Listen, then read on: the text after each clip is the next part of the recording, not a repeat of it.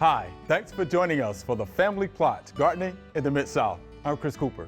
Gardening is just one big experiment. Yes, this happened, but why? Hopefully we can answer some of the whys today. We're spending the whole show answering viewer questions. That's just ahead on the Family Plot, Gardening in the Mid-South. Production funding for the Family Plot, Gardening in the Mid-South is provided by the WKNO Production Fund, the WKNO Endowment Fund, and by viewers like you. Thank you.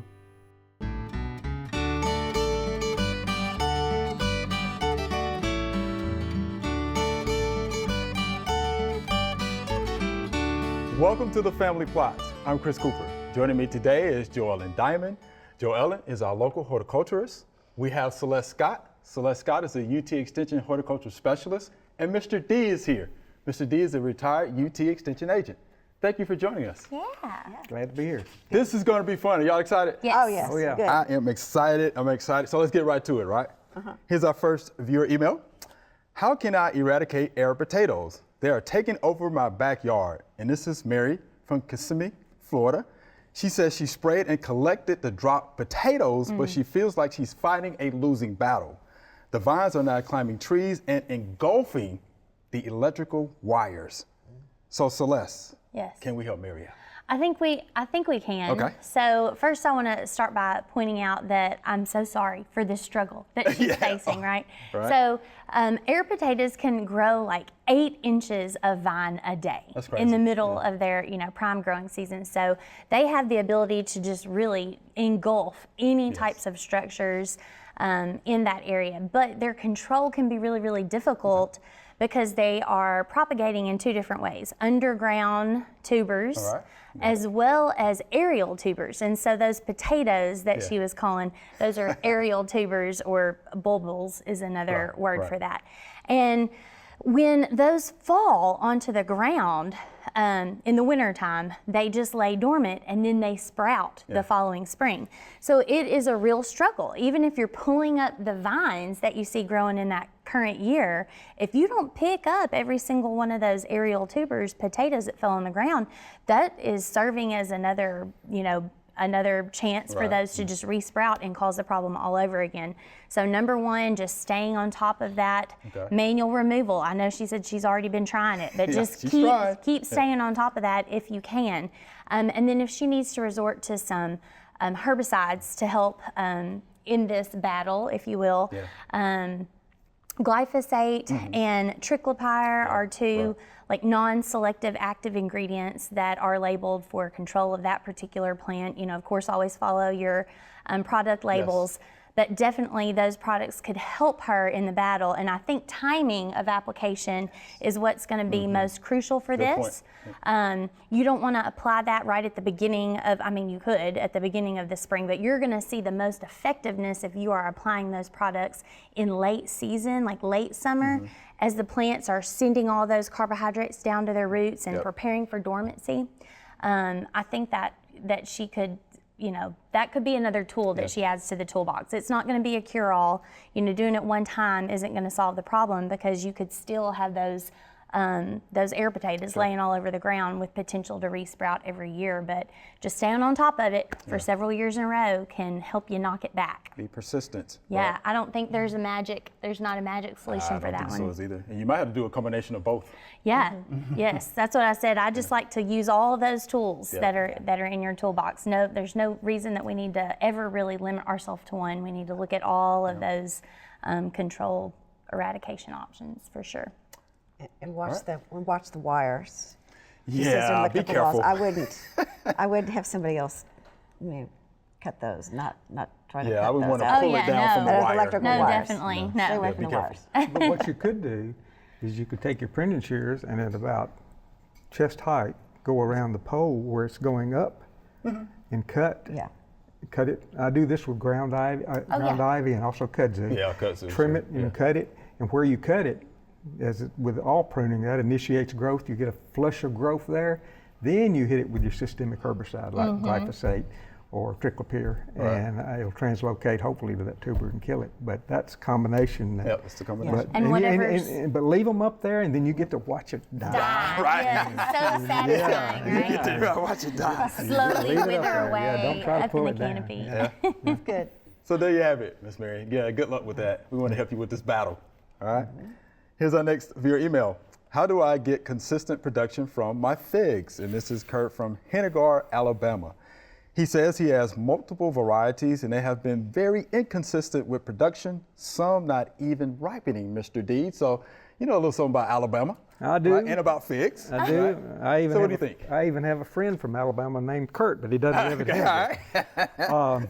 Well, you got multiple varieties. I wonder how old they are. I know there are early, mid, and late season varieties of figs, and all I can tell you, and this year may have been. I wonder how many years he's comparing this to, because this year has been a really, really strange year. Yes, it has because of the really, in our area anyway, the really, really wet spring, and then the rains quit and you had the drought situation, and that could have adversely affected all of these varieties.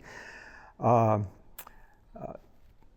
number one thing you can do is soil test. As long as your pH is, the figs like a high pH, 6.5 pH.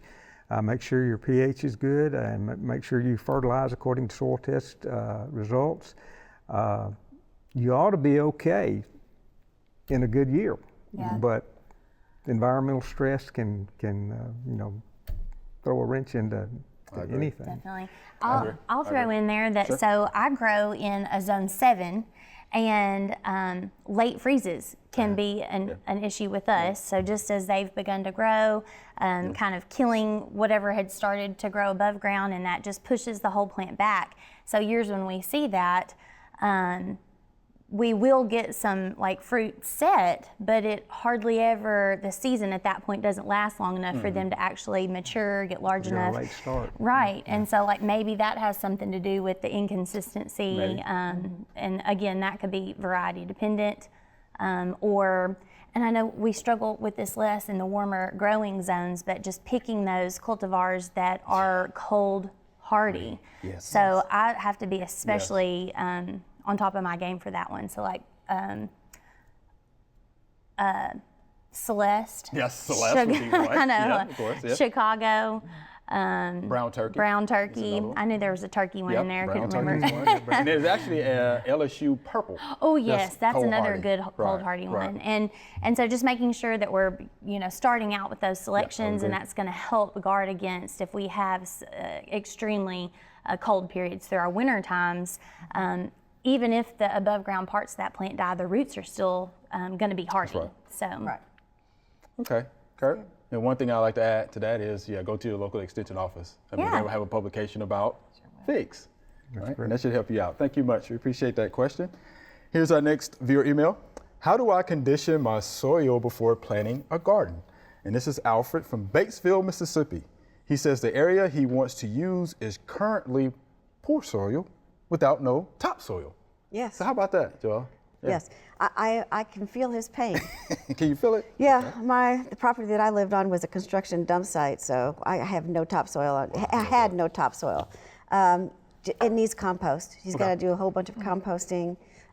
You'd be surprised. I was all excited one year when I saw robins and thought, well, we have worms now. So what we've been doing is working. But And and then you if got mold. And then I got mold. Now I got mold. So yeah, Wildlife. So the more wild. Yeah, it can be reclaimed. I can tell you, it can be. It's going to take some time, but it can be reclaimed. Adding compost, anything kind of compost. You can add manures of any kind, but make sure they're a year old at least and mature. If you wanted to, you could do cover crops to get some. I would consider that. Some nice nutrients down in the soil like vetch or clovers. In the wintertime, and then plow those in for more composting nutrients. I mean, you can get it to do fine. It's just going to take some time. Take a little time. Right. yeah, that's what I was going to add. Take a little time. It's going to take time. That's not something you can't fix in one growing season, right? You can't say, oh, we've got pitiful topsoil and Pitiful. expect to have, you know, a thriving ecosystem, you know, in less than a year. Like that building your soil profile and really coming in and renovating that area is definitely going to take time. I agree with Joellen that. Yeah, said. improving that soil structure is what you're trying to do at the end of the day. Yeah. Yeah, and that can be done with compost, aged manure, leaf mold. Leaf mold, you know, yeah. something else That's you one can of do my as well. favorites. Go ahead, Mr. D. If you can grow vegetables hydroponically, you can grow vegetables in your lawn if you just stay with it. Where there's a will, provide there's a what way. provide what the plants need. There you That's what go. it needs. Soil test. And soil test, yeah. Soil test, Yep. Stanford. There you go.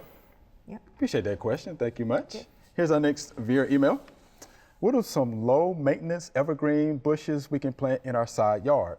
It would be nice if they had some seasonal color too. The area is mostly shady with some sun. We do have a rabbit and deer problem. And this is Anna from Columbus, Ohio. They've just layered them all on there. Yeah. So what do you think about that, Joellen? Yeah, they just put it on there, right? Well, you know, it's interesting because there are a good many plants that she can plant there, but of course, you know, the deer and the rabbit problem really narrows things down just a bit more. I know somebody who can help you with the deer and rabbit. Yeah. 12-year-old with a 20 gauge. I almost said a 20-year-old with a 12 gauge. That also would help too. Evergreen with seasonal color is also a high order. I mean, it's you could do that too. yeah. I mean, but there's lots of needs there. There are some, and there's a publication that Ohio State University has put out, and we'll have that link, and it'll have a lot of suggestions on there. But the ones that I know that will do well that have blooms are viburnums. It could be there's smaller ones. There is abelias. Then those are the ones that are blooming. Okay. Then there's things like false cypresses. I'm thinking because foundation plants. I'm not thinking big plants. I got you. All these are small plants you can find. False cypresses. There's junipers, boxwood, but those are all evergreen types. That's right. But the ones that are bloom, there's fewer of them that are deer resistant.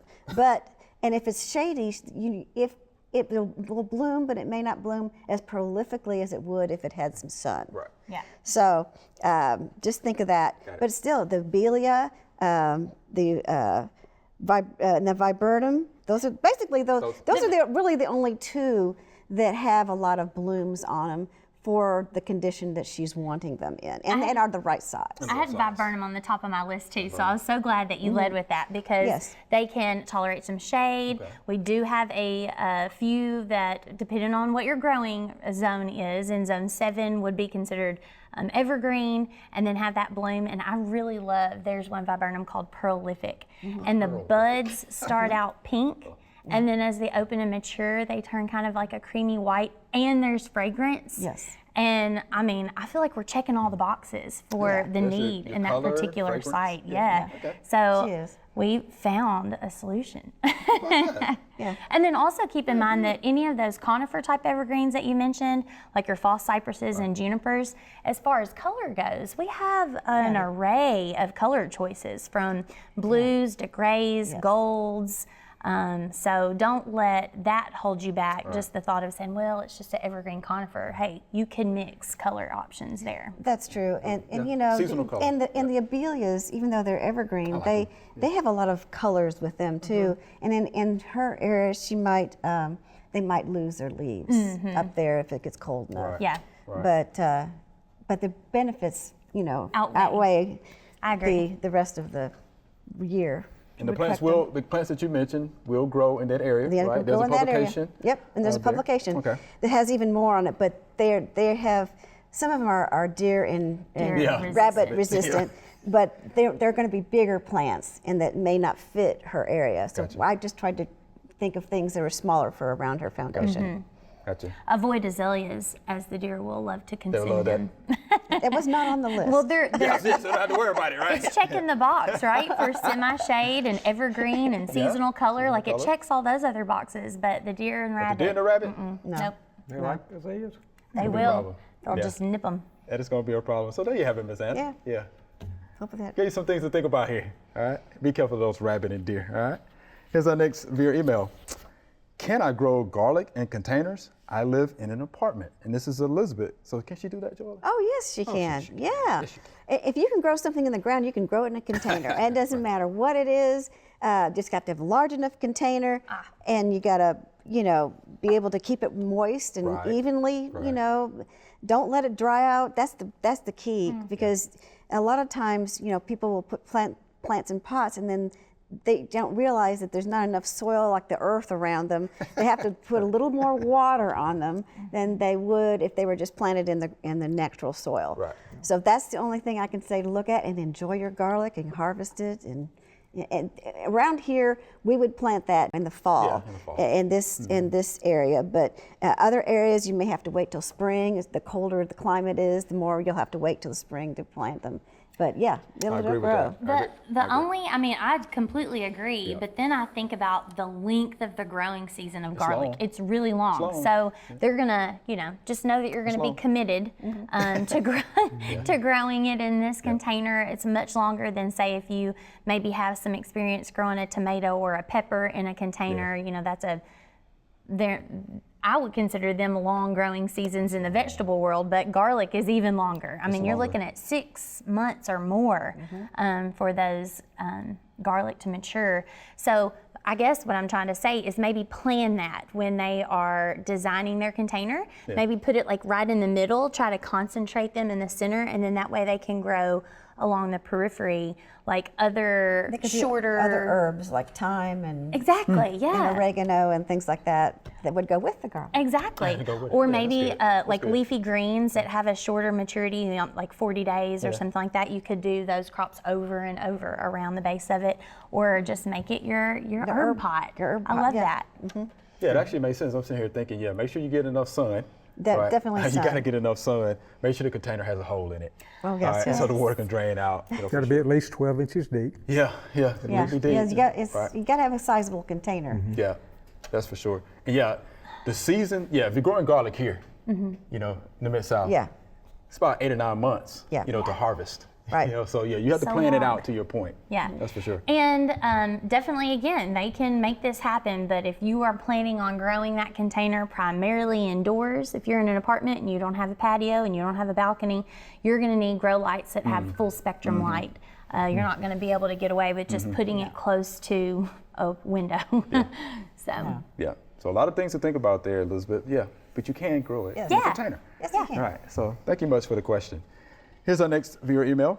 I planted these hollyhocks 4 years ago. I know that they are biennial.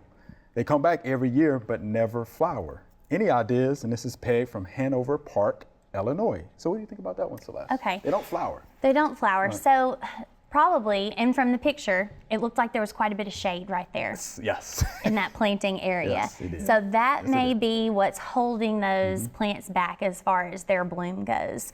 But then taking into consideration, I like that she knew this plant was a biennial, so it has a different process for its growing season. Biennials typically have one season where they grow vegetatively, followed by a season where they flower, and that signals the plant to stop being a plant, right? Produce seed and then start over.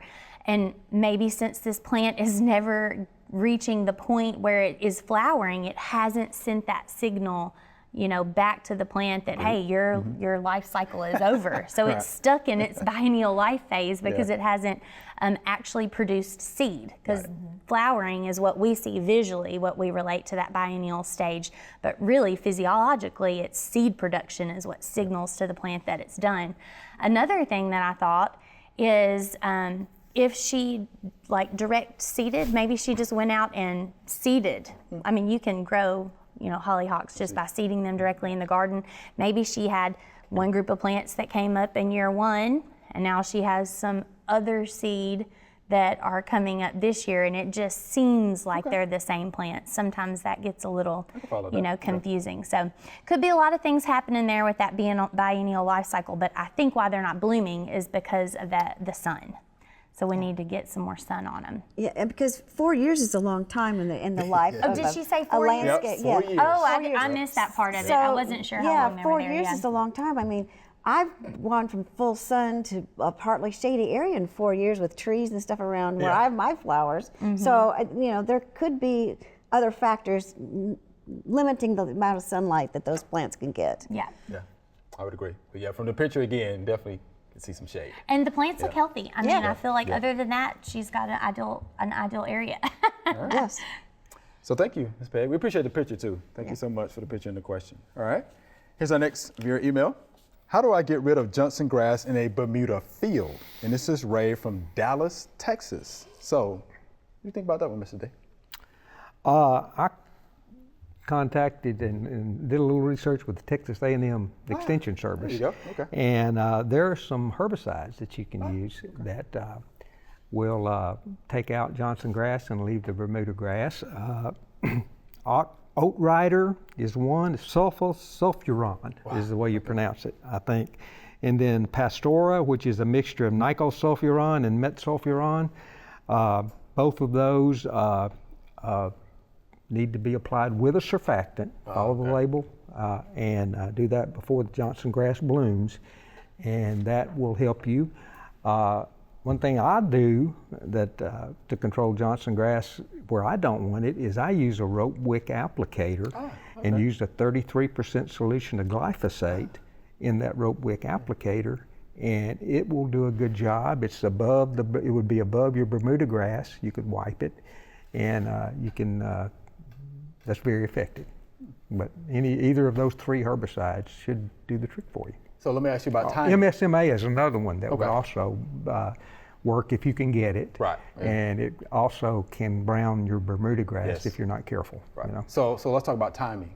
So when you make those applications. And those applications of the Outrider and Pastora and MSMA, you would do it before the Johnson grass blooms. So it would be earlier, early summer. The rope wicking can be done anytime that the Johnson grass is tall enough to fit your rope wick applicator.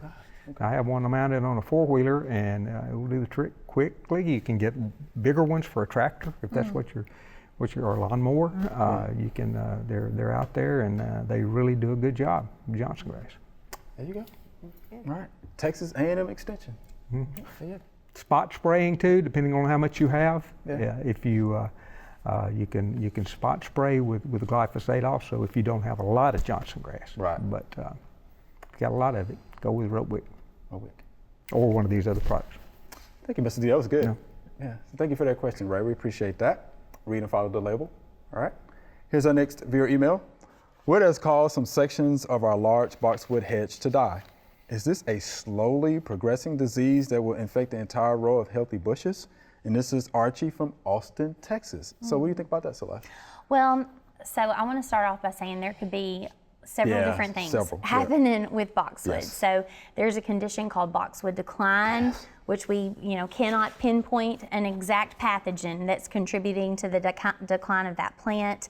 But generally we'll also see Volutella blight set in. That's kind of like a coral powdery substance on the underside of a leaf, and the leaf is usually like tan. That's exactly what I was seeing in this picture, just that kind of tan cast to the leaves. And it is a slow progressing disease. It is slow progressing disease. But we didn't get any up close pictures of the leaves, so I couldn't tell if we had any of that development on the underside, but just know that the Volutella is opportunistic. Like it's still not the cause of what is the decline. It's just setting in once the plant is already declining. And that could be, I've seen this on boxwood, old age boxwood that haven't had rejuvenation prunings, in a while. So lots of different things can be going on there.